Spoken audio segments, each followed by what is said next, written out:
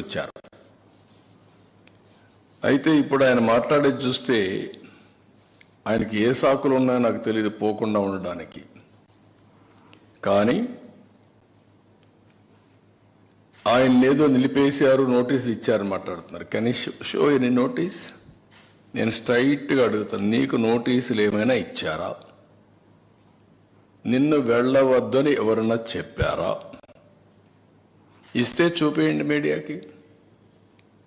ఎందుకు అబద్ధాలు ప్రచారం చేస్తూ ప్రజల్ని మభ్యపెడుతూ ఇష్టానుసారంగా ప్రవర్తించడం ఇది సబబు కాదని. ఎందుకంటే ప్రజా జీవితంలో ఉండే మనందరం కొన్ని సాంప్రదాయాలు పాటించాలి.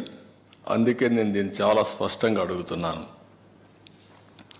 ఇంకొక పక్కన సమాజంలో ఏ మతానికైనా కొన్ని సాంప్రదాయాలు ఉంటాయి, ఆచారాలు ఉంటాయి. ఎవరైనా సరే అక్కడికి పోవాలంటే గౌరవించి తీరవలసిందే.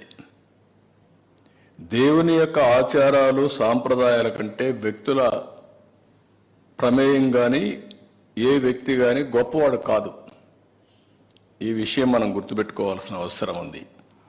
దేవుడి ఆచారాలని భక్తుల మనోభావాలను ప్రశ్నించేలా, ధిక్కరించేలాగా ఎవరూ ప్రవర్తించకూడదు. ఇప్పుడు కలియుగ వైకుంఠమైన తిరుమల వెంకటేశ్వర స్వామి హిందువులకి అతిపెద్ద పుణ్యక్షేత్రం. అది హిందువులకు అందరికీ ఒక దివ్యక్షేత్రం. ప్రతి ఒక్కరికి ఒక కోరిక, జీవితంలో ఒక్కసారైనా వెంకటేశ్వర స్వామి దగ్గరికి వెళ్ళి దర్శనం చేసుకొని మొక్కులు తీర్చుకోవాలి అనేది ప్రతి ఒక్కరి యొక్క కోరిక. ఇవన్నీ కూడా అది మన రాష్ట్రంలో ఉండడం తెలుగువారి అదృష్టం. అలాంటి భక్తులు అత్యంత పవిత్రంగా భావించే ఈ క్షేత్ర పవిత్రను కాపాడవలసిన బాధ్యత ప్రతి ఒక్కరిపైన ఉంది. అలాంటిది ఉన్నప్పుడు అక్కడ పోయినప్పుడు నియమాల్ని, ఆగమ శాస్త్రాల్ని, ఆచారాల్ని, నిబంధనల్ని తప్పనిసరిగా పాటించాలి. అలాంటి పాటించకపోతే కొందరి మనోభావాలు కూడా దెబ్బతినే పరిస్థితి వస్తుంది. అందుకే ఈరోజు అతను మాట్లాడిన మాటలు చూస్తే నేను వెళ్తాను, అవి కరెక్ట్ కాదు. నేను హితో పలుకుతున్నా, అనుభవంతో చెప్తున్నా. మీరు నేను ఇంత మునుగుడు పోయాను, నేను ఎందుకు పోకూడదంటే, ఇంత మునుపు మీరు రూల్ వైలేట్ చేస్తే మళ్ళీ చేయాలనా? ఇంత మునుపు చట్టాన్ని ధిక్కరించి మీరు బెదిరించి లోపలికి పోతే శాశ్వతంగా అధికారం అవుతుంది. అది శాసనాల్ని, చట్టాలని చేసే శాసనసభ్యులు మనం చేసిన శాసనాల్ని గౌరవించకపోతే ప్రజలు ఎందుకు గౌరవించాలి? అంటే రౌడీజం చేస్తాం, ఏమైనా చేస్తాం అనే విధంగా మాట్లాడడం కరెక్ట్ కాదు. రెండోది, కాశ్మీర్ ముఖ్యమంత్రి చాలామంది లా అబైడింగ్ సిటిజన్స్ అంతా ఎవరొచ్చినా గౌరవంగా డిక్లరేషన్ ఇచ్చి లోపలికి వెళ్ళారు. వాళ్ళకి ఎవ్వరు అబ్జెక్షన్ చేయలేదు. అదే మరిగా ఇప్పుడు మాట్లాడుతూ ఒక మాట మాట్లాడుతున్నాడు, నేను 4 గోడల మధ్య బైబిల్ ప్రాక్టీస్ చేస్తానని, బయటకు వెళ్తే హిందూ మతాన్ని గౌరవిస్తానని. గుడ్. గౌరవించడం అంటే ఏంటి? ఆ టెంపుల్కి పోయినప్పుడు ఆ టెంపుల్లో ఉండే సాంప్రదాయాల్ని పాటించడం, అక్కడుండే ఆచారాల్ని అమలు చేయడం, ఆ నియమాల్ని, నిబంధనల్ని తప్పకుండా ఉల్లంఘించకుండా పాటించడం అంటే మీరు వేరే మతాల్ని గౌరవించినట్టు. అట్లా కాకుండా నేను ఎప్పుడు ఇంతవరకు ఎవరు అడగలేదు, ఇప్పుడు ఎవరు అడుగుతారు నన్ను, ఇది కరెక్ట్ కాదు. అందుకనే ఈరోజు నేను అడుగుతున్నా, మీకు గౌరవం ఉంది, మీరే ఒప్పుకుంటున్నారు, నేను బైబిల్ని చదువుకుంటానని. నువ్వు బైబిల్ చదువుకున్నప్పుడు నువ్వు యాక్సెప్ట్ చేస్తున్నావు. యాక్సెప్ట్ చేసినప్పుడు తప్పు లేదు దాంట్లో. ఎందుకు ఇంట్లో రూమ్ అయినంత వరకు బయట కూడా చదువుకోవచ్చు. బట్ ఐఎమ్ సేయింగ్ ఎందుకు చర్చికి పోకూడదు? I'm asking straight question, don't mistake me. రాష్ట్రంలో ఉండే ప్రజలందరూ ఆలోచించాలి. నేను హిందూని, వెంకటేశ్వర స్వామి దగ్గరికి పోతాను, నేను ఓపెన్గానే పూజలు చేస్తాను. అదే మరి చర్చికి పోతాను, వాళ్ళ నియమాల్ని నిబంధనల్ని పాటిస్తాను. మసీదుకు పోతాను, వాళ్ళని గౌరవిస్తాను.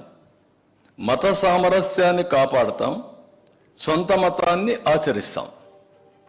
There is nothing wrong in it. Why should we hide? ఎందుకు దాచిపెట్టుకోవాలి? నేను లోపల ఎందుకు చదవాలి? You can read outside, nothing wrong. నేను తప్పుపడడం లేదు. కానీ లోపల మాత్రం చేస్తాను, బయట మాత్రం చేయను, నాది మానవత్వం అని మాట్లాడుతున్నాను. నేను మానవత్వం ఏంటి? మత సామరస్యాన్ని కాపాడడం మానవత్వం కాదు. మీరేమంటున్నారు? నేను ఎప్పుడో చెప్పాను, పాబ్లో ఎస్కోబార్ అని. ఆ లీలల వల్ల, చేసిన అరాచకాల వల్ల ఒక్కొక్కటే బయట వస్తా ఉంటే ఇవి కూడా జరుగుతాయని మీకు ఆశ్చర్యం లేదు? కంపేర్ చేసుకోండి. ఎస్కోబార్కి ఇది డిఫరెన్సెస్ ఈ మధ్య జరిగినటువంటి ఆల్ సంఘటనలు, ఇంకా జరగబోయే సంఘటన కూడా మీరు చూసుకుంటే అవే జరుగుతున్నాయి. దాన్ని పెద్ద ఇది చేస్తూ ముందుకు మాట్లాడుతున్నారు. అదే మాదిరిగా పదే చెప్పిన అబద్ధాన్ని తిప్పి చెప్పడం, పేపర్లో రాయడం, టీవీలో చూపించడం, బ్లూ మీడియాలో అదే ప్రచారం చేయడం. ఇక్కడ కల్తీనే జరగలేదు అంటాడు. కల్తీని జరగలేదు అంటూనే ఈవో చెప్పాడంటాడు, జరగలేదు.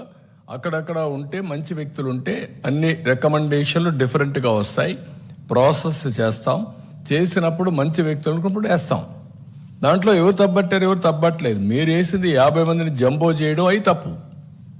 వెంకటేశ్వర స్వామిని రాజకీయానికి ఉపయోగించడం తప్పది, వ్యాపారానికి ఉపయోగించడం ఇంకా తప్పు, ఇంకో పక్క పైరువులకు ఉపయోగించడం ఇంకా తప్పు.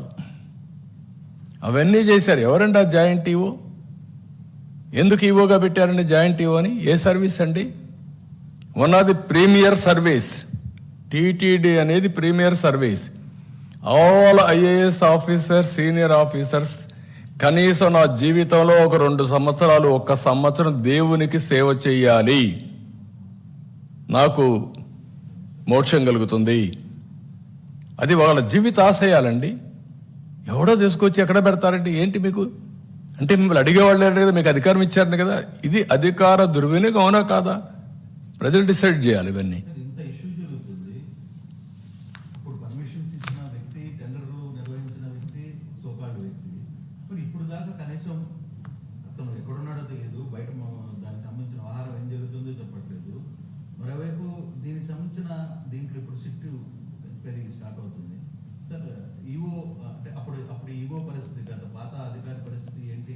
చూద్దాం, అవన్నీ అన్నీ కూడా డీటెయిల్స్ అన్నీ వస్తే దాని గురించి మాట్లాడదాం. నేను ఏ ఒక్క వ్యక్తుల గురించి నేను మాట్లాడడం లేదు. సాంప్రదాయాలు, రూల్స్, కొద్దిగా అక్కడ జరిగే అవకతవకలు, ఆ విషయాలే మాట్లాడుతుంది. దీంట్లో ఎవరు ఇన్వాల్వ్ అయినా వాళ్ళందరిపైన చట్టపరంగా యాక్షన్స్ ఉంటాయి. I'm very clear. నెయ్యి విషయమే కాదు,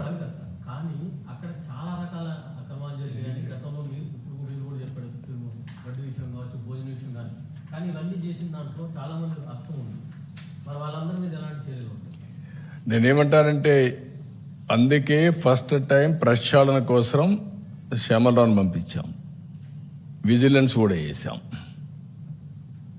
ఇంత మునిపోయి. తర్వాత ఇది వచ్చింది కాబట్టి ఇప్పుడు సిట్ వేసాం. ఇవన్నీ కూడా 2 విషయాలు ఇక్కడ మనం గుర్తుపెట్టుకోవాల్సిన అవసరం ఉంది. వెంకటేశ్వర స్వామి పవిత్రతకు దెబ్బతినకుండా ఏ పని చేసినా విత్ ఇన్ దట్ పర్వ్యూ ప్రక్షాళన జరగాలి, పవిత్రతకు భంగం కలగకూడదు. ఇందాక మాట్లాడుతూ ఆయన నోటీసులు చూపించారు సార్. ఆయనకి ఇచ్చింది కాకుండా మొత్తం వాళ్ళ కార్యకర్తలకి, నాయకులకి ఇచ్చిన నోటీసులు చూపిస్తున్నారు. అదే నేను అడిగేది, ఏమిచ్చారు? యాక్ట్ ఆఫ్ 30 ఉంది, మీరు వైలేట్ చేయొద్దండి, గుమ్మికూడొద్దండి, గుంపులుగా వస్తే 2 పక్కల మనుషులు వస్తే క్లాష్ అవుతాయి, లా అండ్ ఆర్డర్ ప్రాబ్లమ్స్ అని చెప్పారు. అది వాళ్ళకి ఇచ్చిన నోటీస్. దాన్ని పట్టుకొని నాకు నోటీస్ ఇచ్చారని చెప్తే దానికంటే ఏం కావాలండి? ఈయన నోటీస్ ఇచ్చారు, అదే నేను అడిగింది. నీకు నోటీస్ ఇచ్చారా? పోవద్దన్నారా? ఎవడన్నా చెప్పారా నీకు వచ్చి నిన్ను వెంకటేశ్వర స్వామి టెంపుల్కి పోనేమని చెప్పారా? What are you talking? నేను ఎందుకు చెప్పాల్సి వచ్చింది? ఇప్పుడు ఇవన్నీ చెప్పకపోతే డిఫాల్టర్స్ అవుతాం, లేకపోతే నేను చెప్పాల్సిన పని లేదు ఇప్పుడు ఇవన్నీ. అంటే వీళ్ళు ఏ అబద్ధాలు చెప్పినా కండెమ్ చేయకపోతే అబద్ధాలే నిజమైపోతాయి. That is where I'm concern. ఒక ముఖ్యమంత్రిగా చెప్తున్నాను, మీరు చేసే తప్పని 100 సార్లు చెప్తున్నాను. పదే పదే ఆ అబద్ధాలనే మళ్ళా తిరిగి వల్లిస్తున్నారు. ఇది మంచి సాంప్రదాయం కాదంటాను. ప్రజలను ఆలోచించమంటున్నాను. ఒక్కొక్కసారి తప్పు జరుగుతుంది. తప్పు జరిగినప్పుడు తెలుసో తెలియకుండా జరిగినా కూడా దేవుణ్ణి ప్రార్థించడానికి కొన్ని పూజలు చేశారు, అక్కడ పవిత్ర ఉత్సవాలు చేశారు. కనీసం నీకు తెలిసి జరిగినా తెలియక జరిగినా తెలిసి తెలియకుండా జరిగినా నువ్వు కూడా క్షమాపణ కోరచ్చు, విచారణ వ్యక్తం చేయొచ్చు. విచారాన్ని కూడా వ్యక్తం చేయకుండా ఎదురుదాడి చేయడం ఏంటండి? నేను ఎక్కడ చెప్పానండి? ఆ రిపోర్ట్ ఏదో వినిపిస్తున్నా, దానిపైన సిట్ వేశాను నేను.